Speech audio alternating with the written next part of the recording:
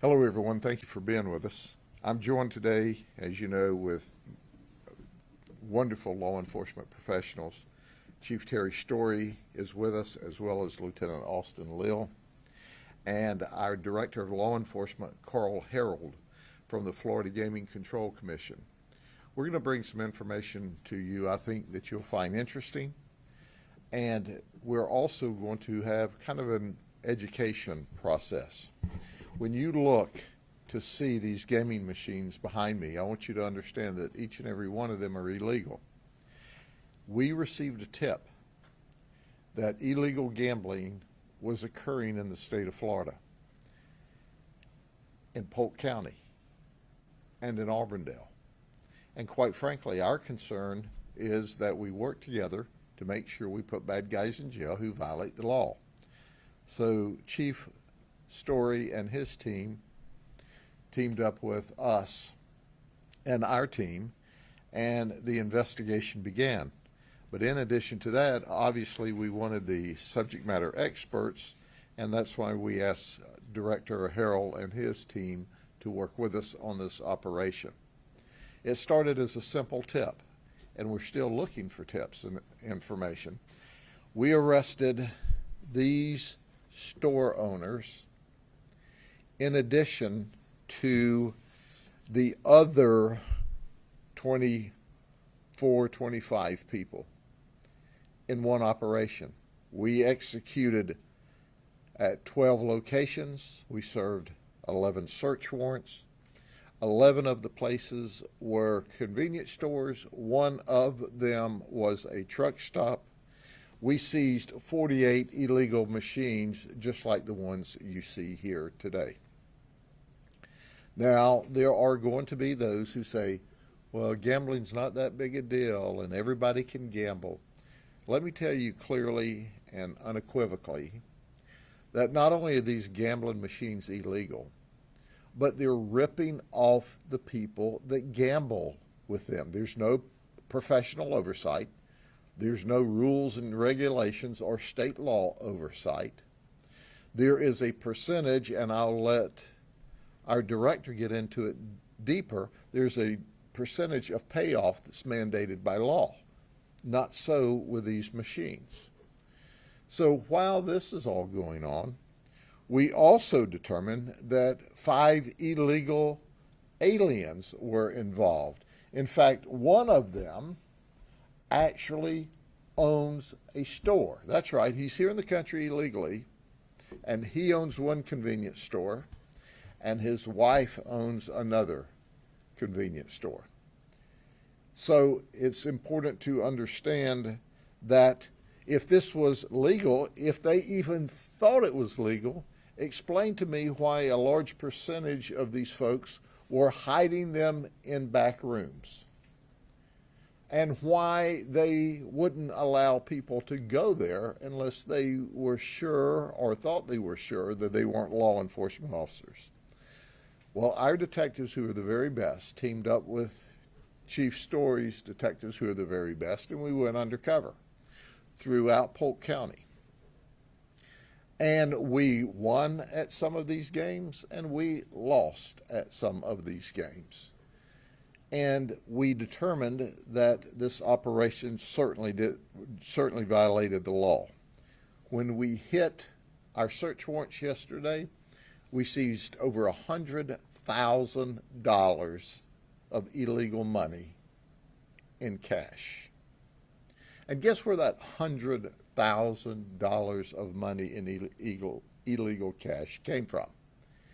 It came from hardworking folks. And we can't prove that children didn't participate because there's no rules, there's no regulation, there's no oversight. There's no monitoring of this operation.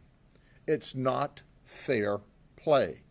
So even if you believe in gambling, there's all kinds of legal ways to gamble. You can sit at home and play penny poker legally with your friends, but you can't engage in illegal gambling where you are ripping off the community. It's not fair play. Now, one of the people that was selling these items was Kenneth Halstead. He's 63. He's from South Carolina. That's right. He sold the machines to 2 of the locations, but not all of the locations. And it's important to understand that these machines are coming in from other areas of the world, and that there are many people that are selling or just delivering these machines. That we'll bring them to you, we'll set it up, we'll do all the maintenance, we'll give you 40% of the proceeds. If you do that, if you allow this machine into your establishment, your private establishment or your public establishment, understand one thing: you're violating the law. Understand another thing: our detectives are going to investigate you. Understand another thing: we're going to run through you like a dose of salts through a widow woman. You're not going to violate the law in this county. Now, there was a sheriff in another county that was taking payoffs for this, and it got him locked up under racketeering laws. It was similar to this. These are just part of what he was involved in. He embarrassed all law enforcement across this state, but he went to jail because right always prevails. Well, this is an example today for him of what he should have been doing. He should have been seizing the gambling devices, not being paid off by a bunch of crooks. He'll get his day in court. So let me turn this over for just a minute, and then we'll take your questions to our Director of Law Enforcement, Carl Harrell, from the Florida Gaming and Control Commission. Director? Thank you, Sheriff. Thank you. My name is Carl Harold. I'm the Director of Law Enforcement at the Florida Gaming Control Commission. First, I want to thank the Sheriff and Chief Story for the partnership that we have with them, the fantastic law enforcement professionals that they have working for them, and the fantastic work they've done. We appreciate this opportunity to be a part of this and help eradicate all these illegal slot machines and other gambling devices that are across the state of Florida. Much like what the sheriff has said, these machines are illegal. If there are only 8 locations that are regulated by the state of Florida where you can actually play slot machines, and those are 4 in Broward County and 4 in Miami-Dade County. If you see devices like these anywhere else except at those 8 locations and on tribal property, you are witnessing something that's illegal. Please do not participate in giving your money away to these individuals because the odds are not in your favor. There are no player protections. You're going to lose, and you're going to devastate your family. We get reports all the time in Tallahassee at our office of people that have had family members who can't seem to stay away from these locations, and it's having such a negative effect on family where they're unable to take care of their children, unable to pay rent, and these devices are nothing more than the greatest harm you could do to your family.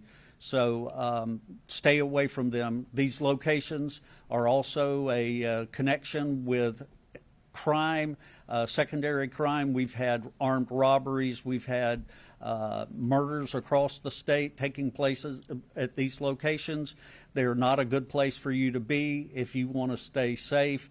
And then lastly, if you're a business owner and you're renting to these individuals, you're breaking the law as well, and you need to stop renting property to folks that are running these types of machines. So that's pretty much all I wanted to say. Thank you, Sheriff.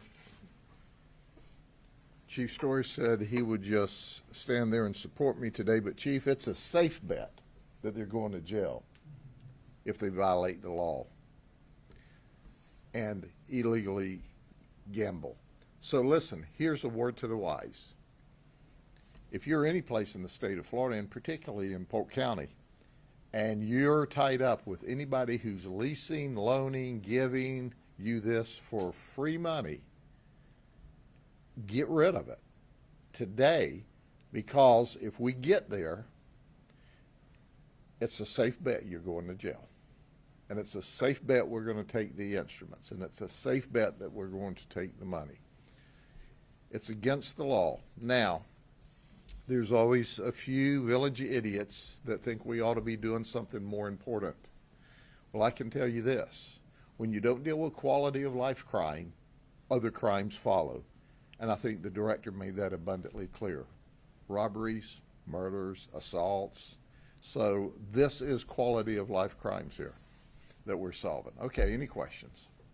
Sheriff, are any of these locations affiliated with one another, or are they all? Well, for example, there are two locations, Maria Pedro de Tiena, Guatemala, and Mario Vegas Garcia de Tiena, Guatemala in North Lakeland, and Juanita are related. Those two are, but the others are independent operators. And quite frankly, what happens is someone like Kenneth comes in and he says, hey, if you'll let me put these machines in your store for free, won't cost you a penny, we'll give you 40% of the proceeds or 35% of the proceeds. And they think, well, heck, it'll bring customers to the store to spend other money. I'm going to make money off of their gambling, whether they know it or not. These gambling machines that are illegal are rigged up, so your winning odds are low. Your percentage of return is low.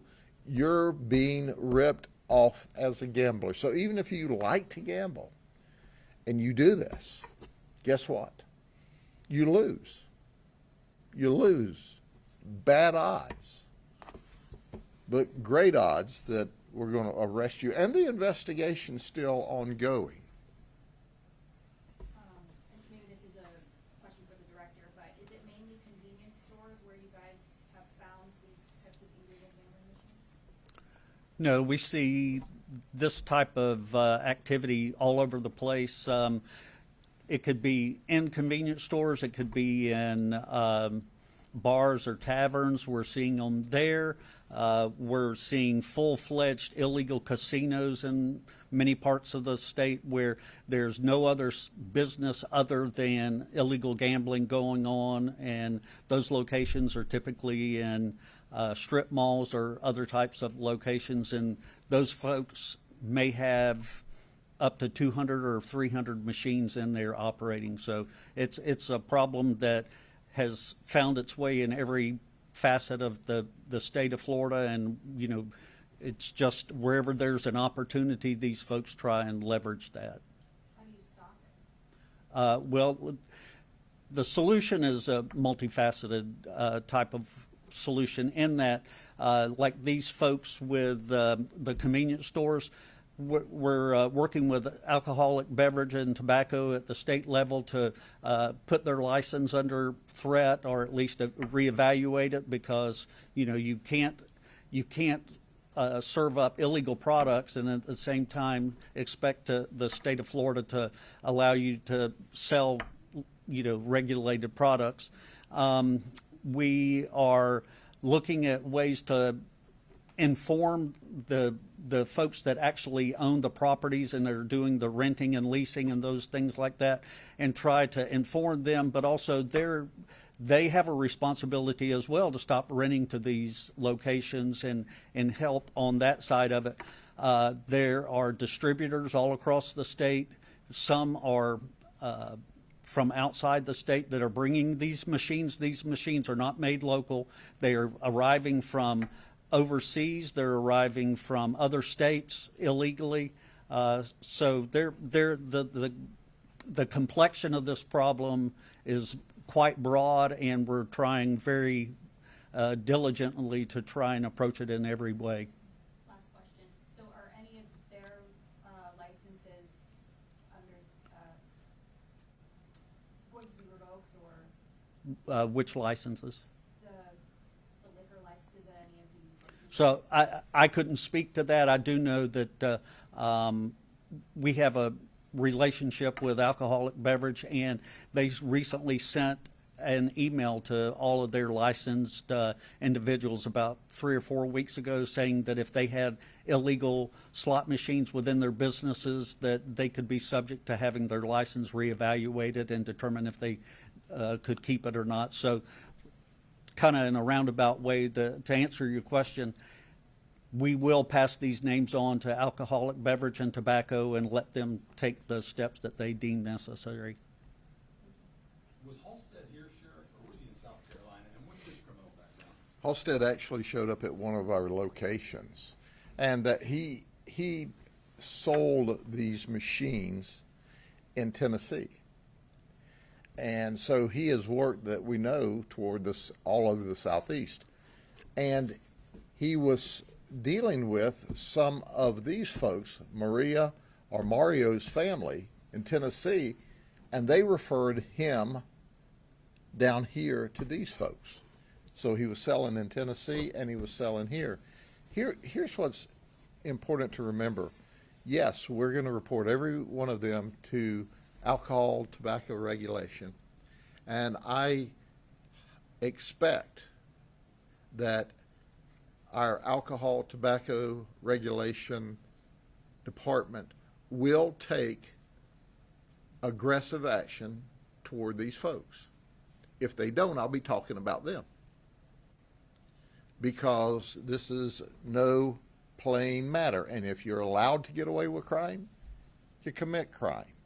And in addition to that, I'm also going to the lottery bosses.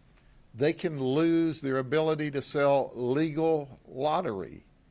And certainly there's a penalty there. So it's not just that they were running a gambling house. It's not just those criminal charges, but they can lose their ability to sell legal lottery. They can certainly lose their ability to sell alcohol. And I anticipate, and I'm going to work with my colleagues from the state and say, ramp it up, guys, ramp it up. You warned them a month ago. How much attention did they pay? Zero. And you know good and well they've got to have crunchy peanut butter for brains to do that in Polk County.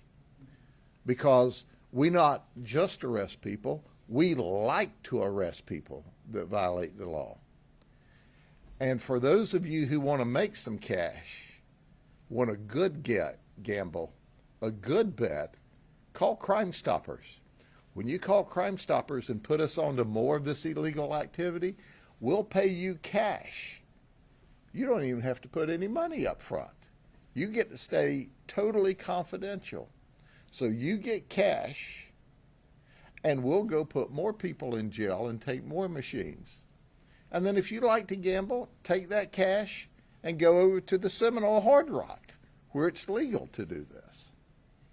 What is going to happen with the illegal aliens in this case? They have a hold placed against them, and when they finish answering to the criminal charges, they'll be deported from the country. There's one from Bangladesh, one from India, 2 from Mexico, and I believe 1 from Guatemala. Okay? Thank you all very much. And remember, it's a safe bet you'll go to jail if you do this in Polk County. Chief and I will guarantee it.